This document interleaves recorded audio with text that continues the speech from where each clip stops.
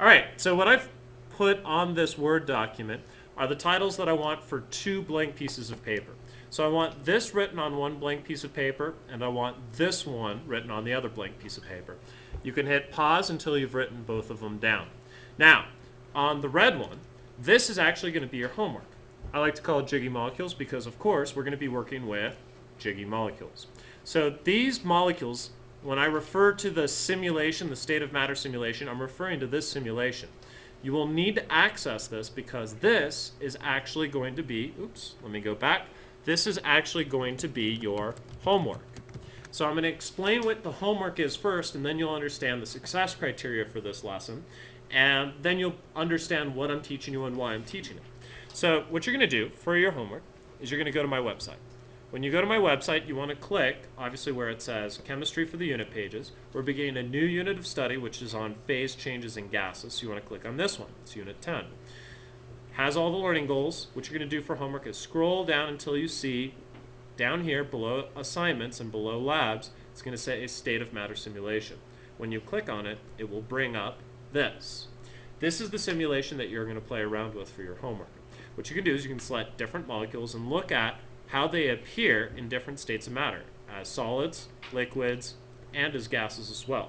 And then you can also play around with variables like temperature. You can put it on ice and see what happens to the molecules.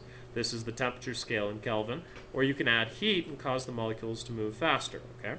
Water obviously is very different than oxygen, argon, and neon. And then of course you can control the states of matter. You can also go to where it says phase changes here, and then you can play around with phase changes by not just changing the temperature by adding heat or putting it on ice, but you can also change the pressure with your finger on the device. So what I want you to do for homework is I want you to describe how pressure and temperature affect changing states of matter. And I want you to design an experiment to answer a question. It can be any question you want. You could say, what's the effect of adding heat to liquid water? And then what you would do is you would describe your results. You don't need to write procedures of data. You just need to write out the conclusion because the simulation gives it to you, okay?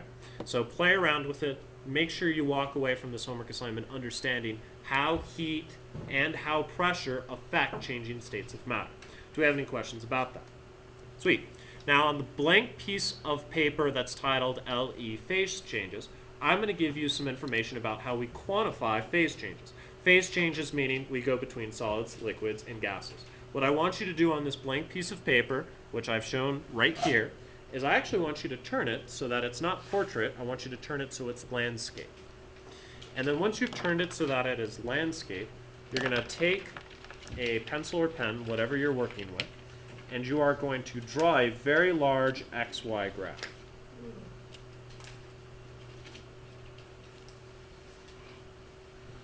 In fact, make the x-axis really long. You can stretch it to the limits of your paper. Then the title of it, you're going to title it Water Heating Curve. It's kind of a weird name because it actually never curves. On the x-axis, you're going to title it Enthalpy, which is going to be, of course, energy transferred in joules. On the y-axis, you're going to title it Temperature, which we're going to use degrees Celsius, not Kelvin this time. Now, what I want us to do is on the y-axis, mark off 2 notable points for water. 2 very notable points for water are 0 and 100. That's, of course, where phase changes occur. At 0 degrees, you go from solid to liquid or liquid to solid. At 100, you go from liquid to gas or gas to liquid. Now, let's think about this conceptually. As I add enthalpy, you start giving water energy, the temperature is going to go up. So let's go ahead and draw that on our graph. Let's show that as you increase the amount of heat added to water, its temperature goes up. And ice can actually have different temperatures. So let's label this as solid so that we know it's solid water, which is ice. And then something weird, really weird, happens at 0 degrees Celsius. And you may be like, well, nothing weird, it just melts. No, actually something very dramatic happens with the temperature. When you hit 0 degrees Celsius, and you keep adding more and more heat, which we call enthalpy, what happens is the temperature stops increasing. You keep adding heat, the temperature stays flat. And then, as soon as all the ice is melted, the temperature starts going up again. So, when you go between solids and liquids, it doesn't, I mean, think about an ice cube. And we're going to be playing with ice cubes on Wednesday in class. If you have an ice cube, solid ice, it doesn't go, bam, I'm now liquid. No, it takes time. The more heat you give that ice cube, it takes time, and then it slowly melts. And while it's melting, you can stick a thermometer in ice water. During that entire melting phase, it doesn't change temperature. It stays at 0 degrees Celsius. And this is, of course, assuming you're doing this experiment isolated from the air and, of course, at sea level. So what's happening right here? Well, let's draw a picture of what happens to the molecules when they're solid. Let's actually go back to our jiggy molecule example. Here's my jiggy molecule example. Let's go, let me reset this thing. Let's make it so that it is solid ice. So solid ice. When you look at how the water molecules are arranging themselves, you start to see little hexagons that are being formed. You'll see that they're still moving because there's still energy in the system, even though it's ice, but they've arranged themselves in this crystalline shape. Now, when we start adding heat, what's happening is those water molecules loosen themselves up. They now don't have as many forces holding them together, and they can slip on top of one another. So let's draw a picture of that change. So in solid, you've got sort of the strong hexagonal structures that exist.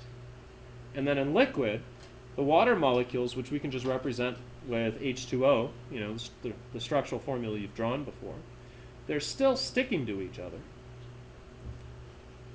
but they can flow on top of each other. Now, what we call that, when they stick to each other really strong, we call those strong intermolecular forces. It's a fancy name. I'm going to use the letters IM to shorten up intermolecular forces. So if you ever see me write out IM again, I'm talking about intermolecular. So what I want us to do is, after you've written out that explanation right there where it says strong intermolecular forces, we're now going to take our paper and just temporarily flip it over to the back side. Then on the back side, let's remind us what an intermolecular force is. Water has this structure. Oxygen is more electronegative than hydrogen. That causes electrons, which we've drawn as a line, to be shared unevenly. Oxygen gets what's called a partial negative charge, and hydrogen forms what's called a partial positive charge. We represent this by drawing an arrow over the molecule, which means it is polar. And I want you to think of it as a magnet, this end being slightly positive and this end being slightly negative. That's what a polar molecule is. Now, all right, so we've talked about polarity, and because of this polar molecule, that causes polar molecules to stick to one another. So if I have this water molecule here, and then I have another water molecule next to it, and this funny symbol that I've drawn is called a sigma. What it means is sort of, or halfway, or partial. We like to use the word partial in chemistry. So it means that it's not a full negative, it's a partial negative. Partial positives. This is a partial negative, this is a partial positive. All right, now we learned in this class that opposites attract. So what that means is that there's an attraction between the hydrogen on this water molecule and an oxygen on this water molecule. They stick together. You guys watched a video in which you learned of it as a cohesive force. The fancy name for it, which I've used, is an intermolecular force. That's the word that I want used more than anything else, are intermolecular forces. So let's go back to our graph. So the intermolecular forces are really strong as a solid. We know that because we can go back to our jiggy molecule example. So if I go to solid, the forces are strong in holding the water molecules in relatively fixed positions. As we go to a liquid, they flow over one another. But as a gas, does it look like there are any forces holding those water molecules together, class? No, they're not. Not in any way at all. So because of that, once we get to the gas phase, this is the last part of our graph, Again, it takes energy, but a lot more energy, to break all of those intermolecular forces, and then the temperature starts rising again. So when you're a gas, there are no IM forces. The water molecules don't stick to each other at all. So we have a way to describe how much energy it takes to change something from one state of matter to the next. When we go from a solid to a liquid, notice there's no temperature change, there's only an enthalpy change. Remember we said H is enthalpy? And the enthalpy is changing because it's increasing as we move along the x-axis, so it's delta. And we have a name for this delta H. Whenever you go between solid and liquid, we call it delta H fuse. Whenever we go between liquid and gas, we call it delta H gas.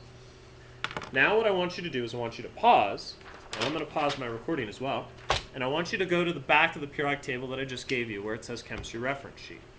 What I want you to do is put a star next to everything that we will need to do any questions related to water heating up or cooling down.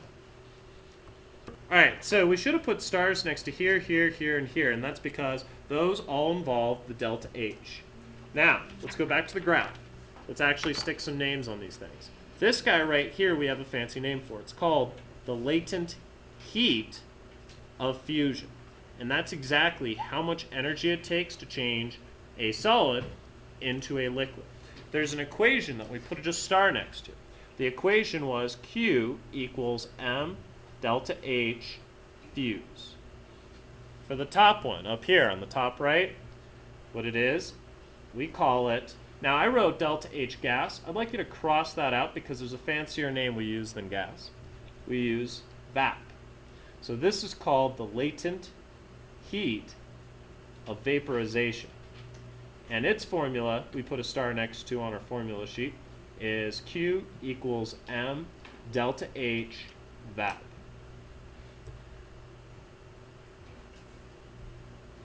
All right. So there's only two equations we're adding to our knowledge about calorimetry. Only two. Now, I'm going to go back to this in a moment, but I want to switch back to here. There's actually only three calorimetric formulas. We've been using the no phase change. See how it's written out different than the way I taught you? Essentially, this is the same, but just rearranged differently as Q equals MC delta T. But now, we're learning these two. And what latent heat is, we can define right on our formula sheet. It's the amount of heat needed to change states of matter. I should have phrased it as the amount of heat needed to exchange energy for states of matter. So amount of heat needed to change states of matter can be lost or absorbed.